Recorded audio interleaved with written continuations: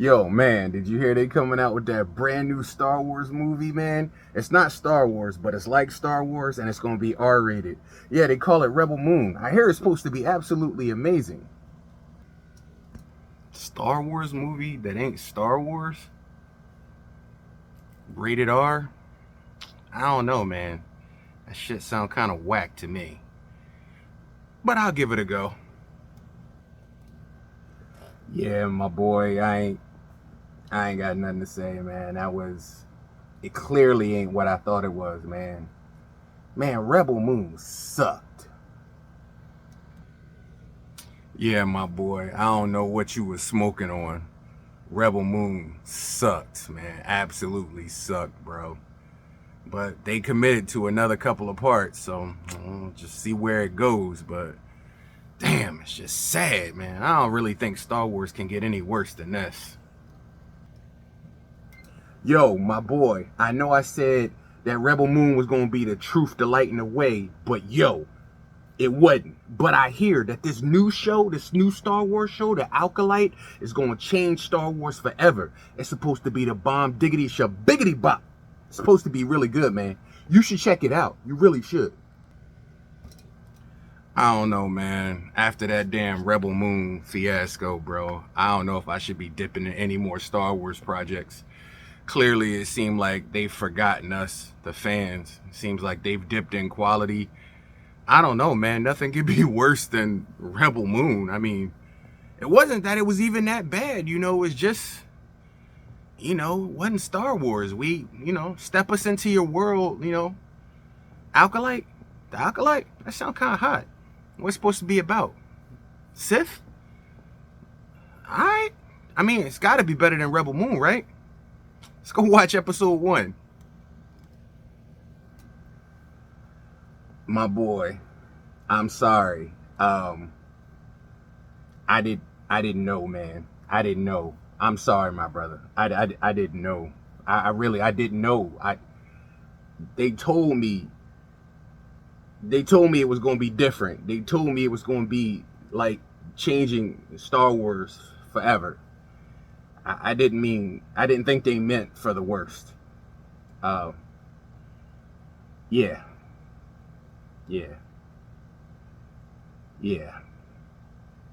My bad, dog. My bad.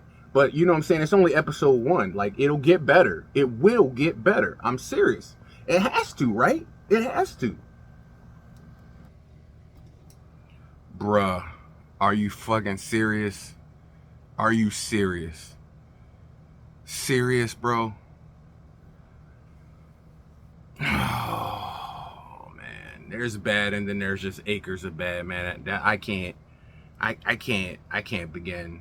I can't begin, bro. This ain't Star Wars. This shouldn't even be attached to it. Damn. I mean, I'm gonna hang around for the next few episodes. I mean, we're gonna see what happens. I mean, a lot of series start off slow and then they get better. They run with the ball. I mean, they killed Trinity off. They had a Jedi steaming his robes. That's pretty bad. The Killmonger haircut was bad enough, but twin Jedis again. That storyline. All right, man, come on. I look. On an unbiased opinion, we'll give it a few more episodes. A few more episodes. Few more.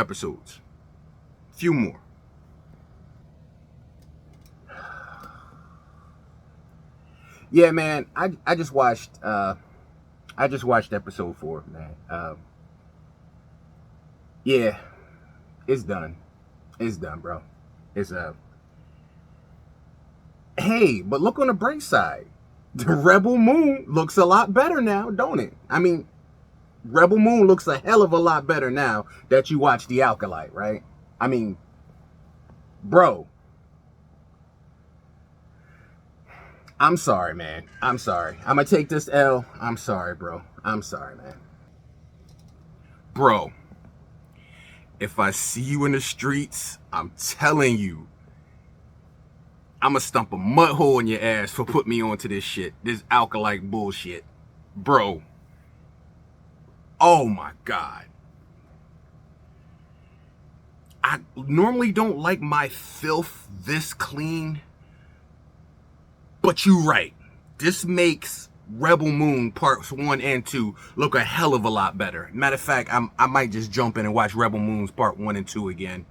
I just have one question for Disney and the Acolyte. What were you thinking? Were you thinking?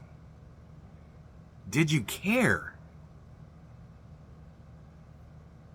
Or maybe you just set out to end Star Wars. Maybe that was your goal all along. Anyway, on with the review. Ladies and gentlemen, boys and girls, 24K. Welcome to 24K. Movies, TV shows, and reviews. And game reviews. We've been watching the Acolyte. And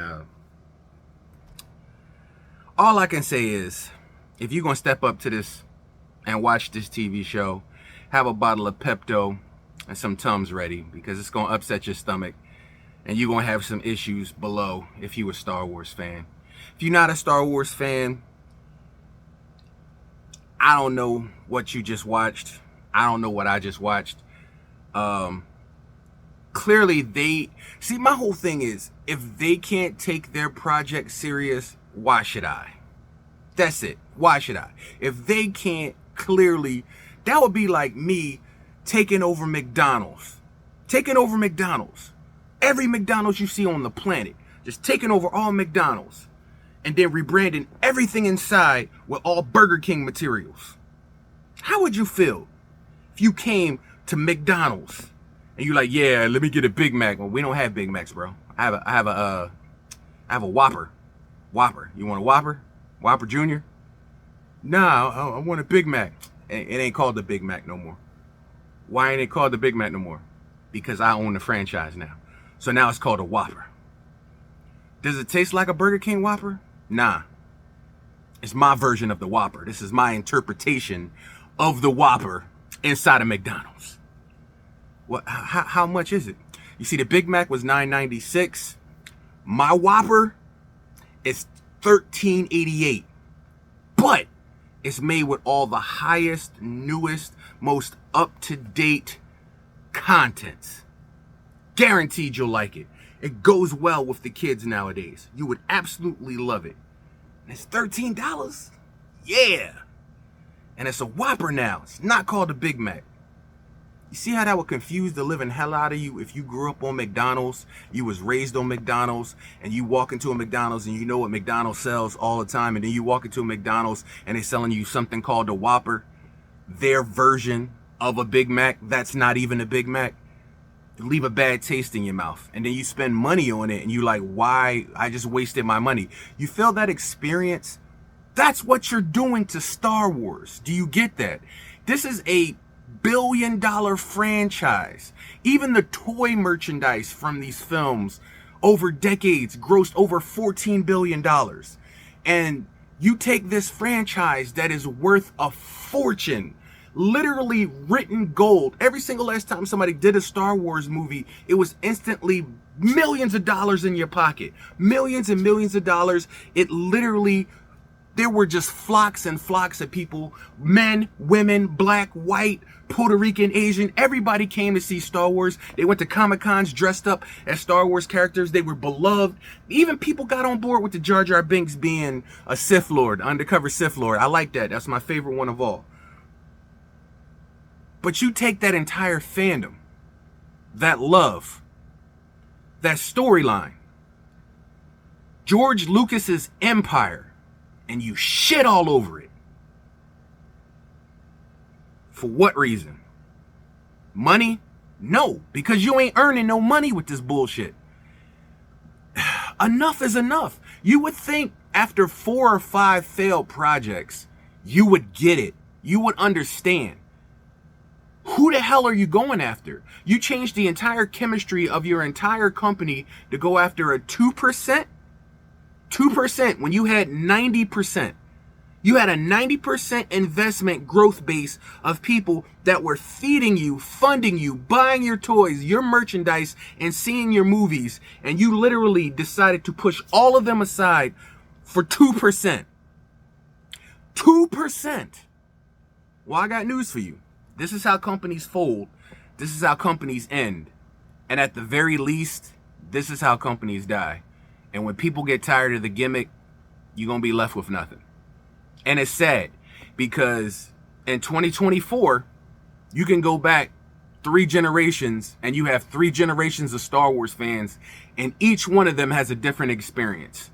2 generations have the same experience. An awesome space odyssey with amazing characters, beautiful fandom, and an intriguing, fantasizing world. And then you have the last generation who sees it as a sucky, sappy, horrible sci-fi space movie and makes fun of it on TV shows, movies, and cable.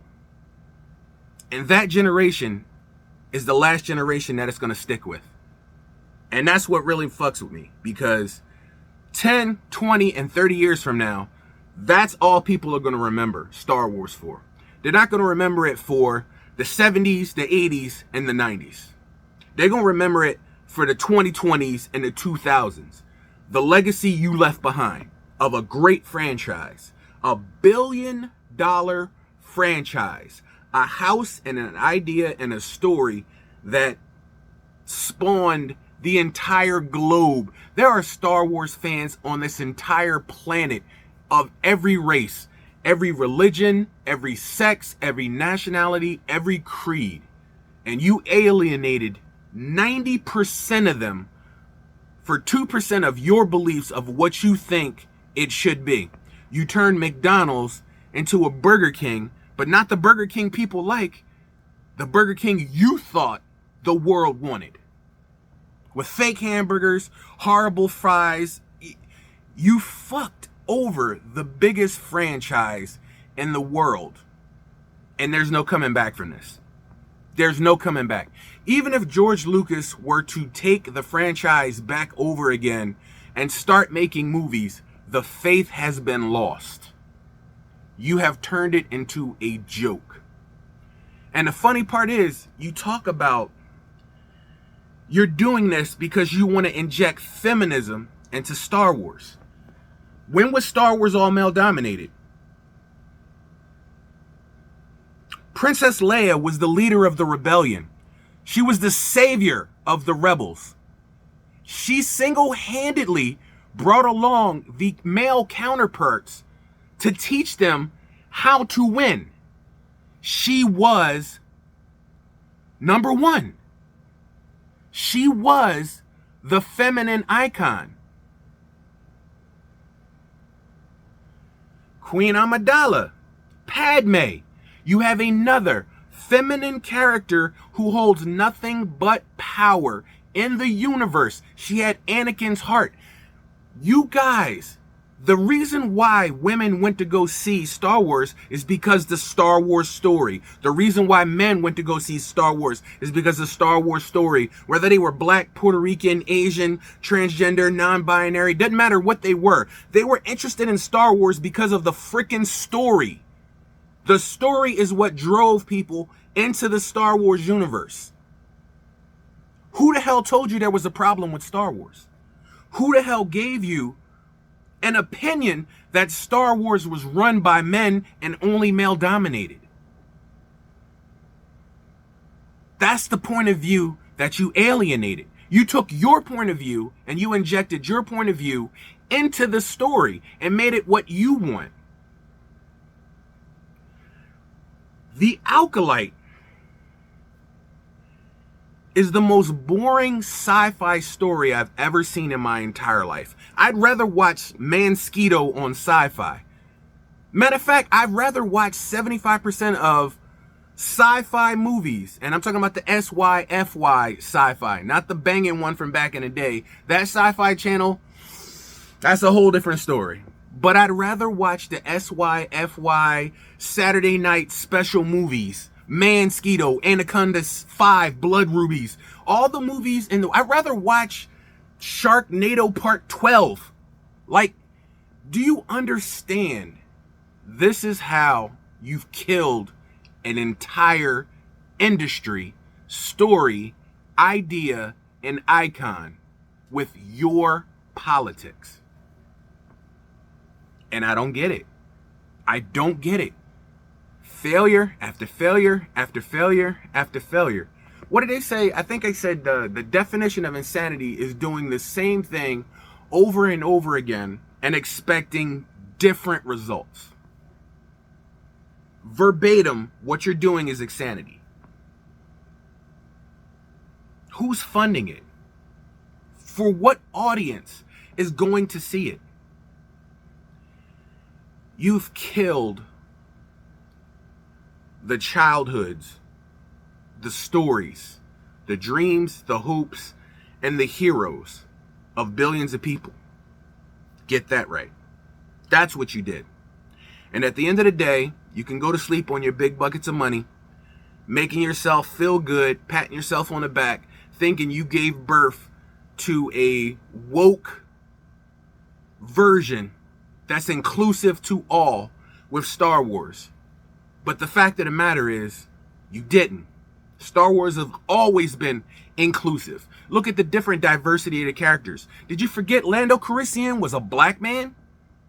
Did you forget that was Billy D. Williams? Did you forget we didn't even care what sex a Wookiee was? Now there's a female Wookiee Jedi. We didn't care about the sex of a Wookiee. Do you realize your politics in this franchise has alienated and murdered and killed everything great about this franchise? And I'm not even considered a huge Star Wars fan. I would say I'm about moderate. And what you've done hurts me. As a moviegoer, as a cinephile, as a media person, it destroyed everything that I go to the movies to see, everything that I watch on TV, everything that I idealize. You destroyed. And it's a joke to you. And that's how Star Wars ends, ladies and gentlemen. With the thunderous applause. You've killed an icon. Congratulations. Ladies and gentlemen, boys and girls, I've never done a review like this on my channel. I don't have a ranking for the Acolyte. It is... I'm trying to think. If there was... It's absolutely worthless. It's unredeemable. I have no ranking. Matter of fact, I can't even think of a ranking to give it. And as the episodes go forward, you can do anything and everything. Oh my God, my eyeballs. You could do anything and everything to try and save what you've created. But at the end of the day, it's out there, it's in the world, and it leaves a bad taste in everybody's mouth. This is the end of a legacy. This is the end of an empire. Rest in peace, Star Wars.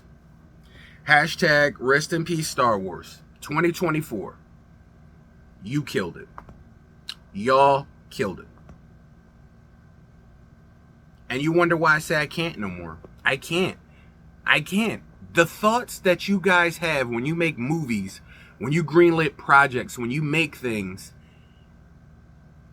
it kills my heart that this is what the movie industry, the TV industry, the gaming industry, the media industry, the music industry, the entire industry has come to.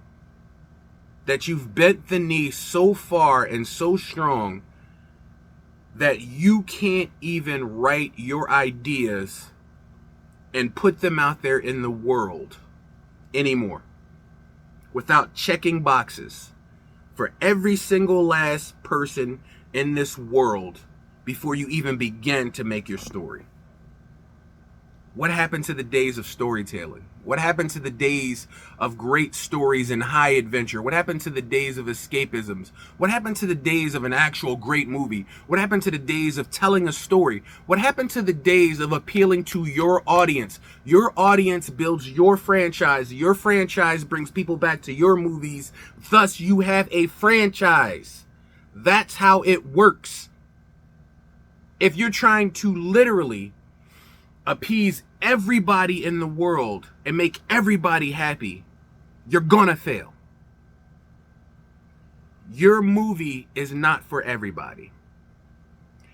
Your fan base, your loyal fan base, will come back in droves to see it. Some of the best movies ever invented had horrible beginnings, had absolutely horrible numbers at the box offices, absolutely horrible ticket sales, and went on to become cult classics with people who found them, understood them, and they found their audience. They didn't make a movie for a specific subset of people. They just made a movie. This is how the industry used to be. This is not how the industry is now. And it sucks. Unfortunately, it sucks. Because this is why physical media will always be needed. This is the reason why you will always go over to that DVD player, pull out a DVD and put a DVD movie in. Because at least you know the DVD movies and the VHS movies and this, whatever you have as a media, at least you know you have what you have and what you saw, and you know what you saw and what you have. There is taking no chance on what could be. And that was the greatest movie experience in the world. Taking a chance on what could be the best movie experience of your life. And that will never happen again. Never. Not with the thinking that's in these higher areas, not with the thinking that's in these Hollywood offices, not with the thinking of people who's greenlighting these scripts and ideas because they want to please everybody in the entire world. It sucks. It sucks as a movie patron. It sucks as a cinephile. It sucks as a person who loves media. Growing up, I used to hear older people say, oh, the stuff was always great back in the day, in our day, and you guys ruined everything. And I always sounded, that was like an old point of view. Like, okay, every generation has their thing and things change. I never would ever dream of coming to a point in my life where I would actually say that. Everything sucks now. Why? Bro, do you realize life sucks? Money sucks. Industry sucks. Economy sucks. Medicine, medical, lifestyle, everything that functions as a livelihood and livelihood sucks. What is your escape? Books, movies, TV, music, video games. They changed movies with nothing but politics. Changed music with nothing but politics. They changed TV shows with nothing but politics. I had to make sure I wasn't sticking up the middle finger to y'all. They changed television, which we went from television to streaming to now they're making you wait week to week. So we went back to television again. That's a different story altogether. And the last facet for me was gaming and books. And now you're persecuted for what you write in your books. And now the gaming industry has bent the knee where, oh, you can't have this character because she's too pretty. That's not what we want in this world to be seen as pretty. Oh, he's too masculine. Oh, he's not this. Oh, she's not that. Oh, well, she can save the world as well as he can. And at the end of the day, all that's getting lost in this politics is the story. I don't give a damn whether it's a male, female, Jar Jar Binks, or a chameleon. I will follow a character if the story is absolutely freaking amazing. It doesn't matter what gender, sex, personality, or what they identify as. Do you get it? Just tell the fucking story. Excuse the language. Tell the story and you will have and a gigantic stack of money and a franchise that will run forever. Just tell your story. Tell your story. It's a simple premise. It's a simple premise. And there's a few movies out there that have split through the cracks and come out. They are still good. And those are the ones that keep hope alive in my heart. That somehow, some way, a group of actors or a group of people will get their money together and pull it together and make movies the way that they want movies to be made. There is just something in me that hopes against hope that the war is not lost. That gaming, books, movies, TV, somehow it will come back before the light fades on my life. And that's what keeps that hope alive. Because I see these little tiny projects, mostly they're foreign or indie projects. They're not really funded. And that's funny because I've seen movies that cost a couple $1,000s that outshine movies that had budgets of 100, 200, 300, 400 million dollars. And that's pathetic. I've seen better special effects on YouTube videos than I have in VFX videos in a movie. Jurassic Park came out in the early 90s. It's CG, it's computer generated graphics and special effects still hold up today when we have generations and decades of new technology. Why does the CG in Jurassic Park look better than the CG created in a movie today? Because you have stopped caring. Because you don't care. You don't give a shit. It's the old additive I say from Seinfeld all the time. In the TV series Seinfeld, they were talking about how their show got made, and it's funny because that's how Seinfeld got made. They went to a studio exec and said, "We want to make a show about nothing." And the guy was like, "What do you mean nothing?" "I want to make a show about nothing." And the guy was like, I don't understand. He's like, "Well, if you went to work, what happened during your day, that's a story." And then George was like, no, nothing happens. Nothing ever happens. And Jerry looked at him and says, "No, something happens." And then the guy was like, "Well, if nothing happens," the executive said, "if nothing happens, then why am I watching it?" And then George said, "Because it's on TV." You get that? Turn on your TV. Flip through all the stations you have. Even if it's stream, flip through all the stations you have. I guarantee you'll spend the first 20 minutes searching for something to watch. You remember back in the day, you used to turn the TV on and something was always on TV? Something was always good. You flip it on, go through a station, you find something, you're interested, you put the remote down, you start watching it. Those days are over. They're gone.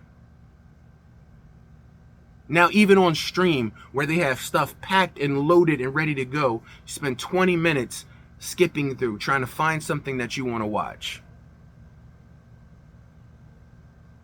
And that is the state of affairs when it comes to media in 2024 and probably going into 2025, is that nobody cares.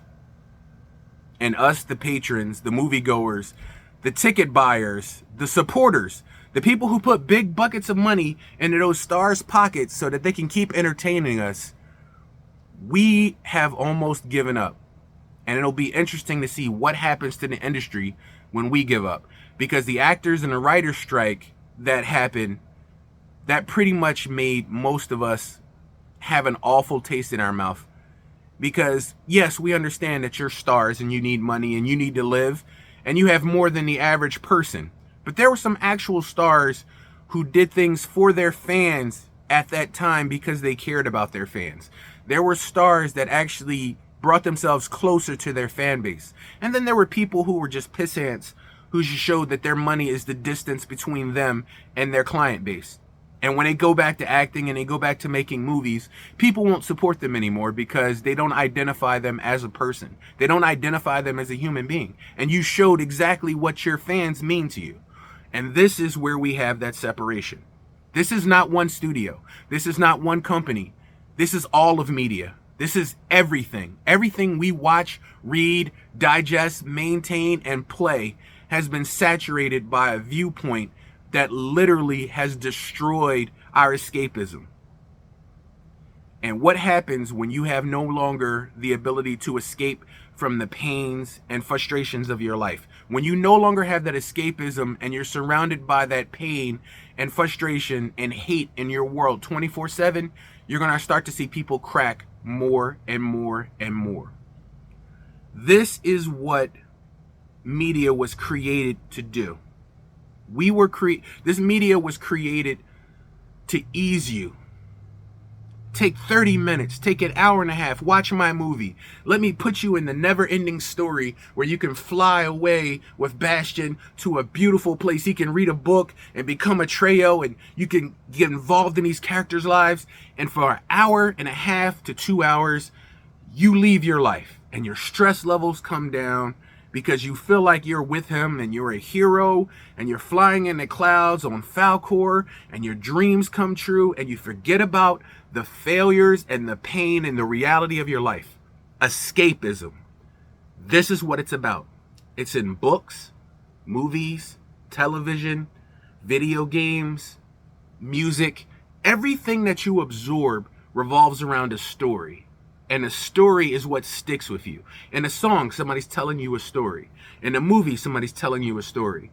In a TV show, somebody's telling you a story. In a video game, somebody's telling you a story. Do you see all those things together? They have one thing in common. Story. If you fuck up the stories, then you have none of that. What's a song without a meaning? What's a book without a purpose or a plot?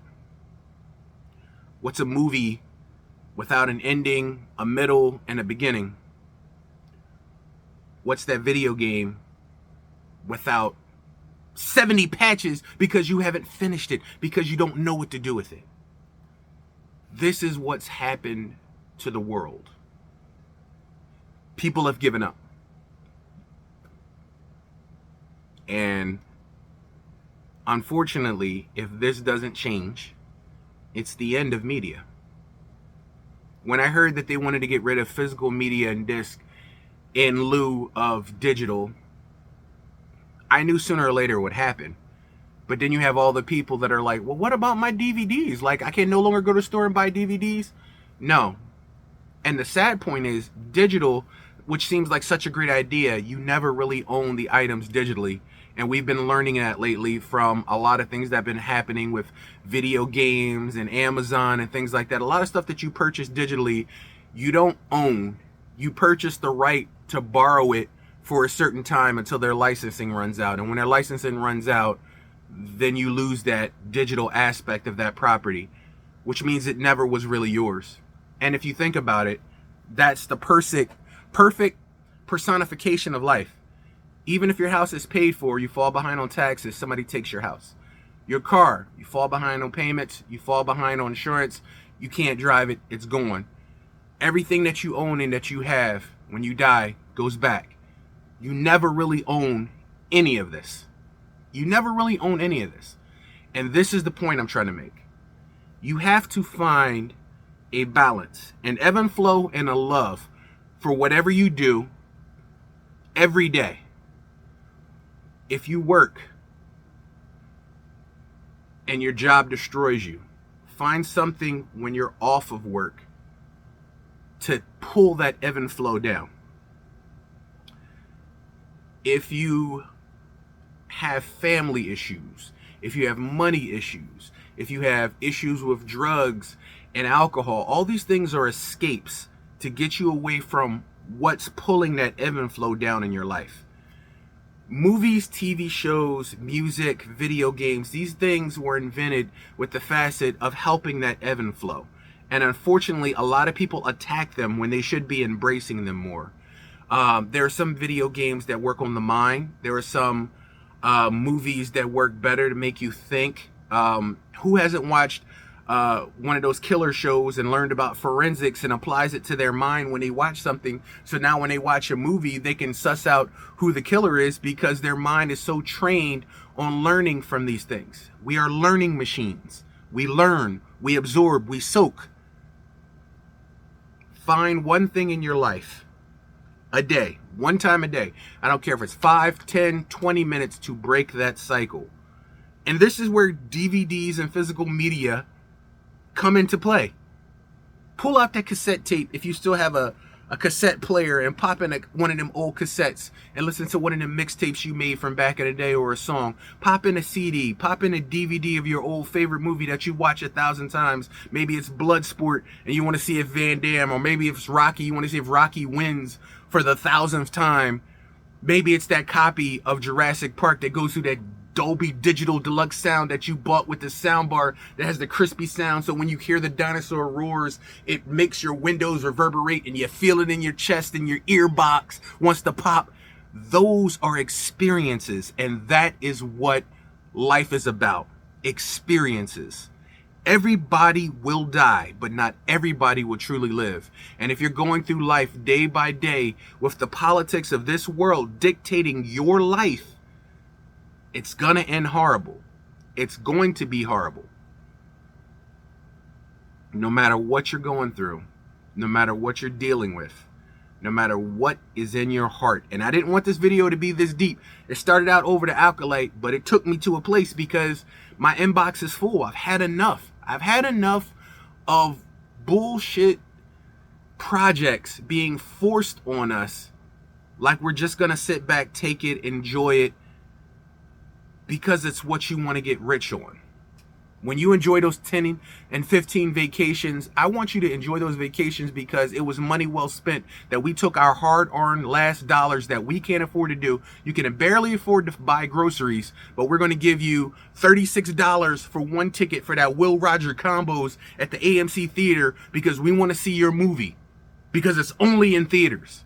Then make that only in theaters worth our experience. Don't make us go there and watch bullshit that we deal with in our lives every single last day for 2.5 hours, and we leave angrier than we've ever started, except for now we're $50 deeper in debt because we decided to take time to put it into your bullshit movie and put money into your pocket. For what?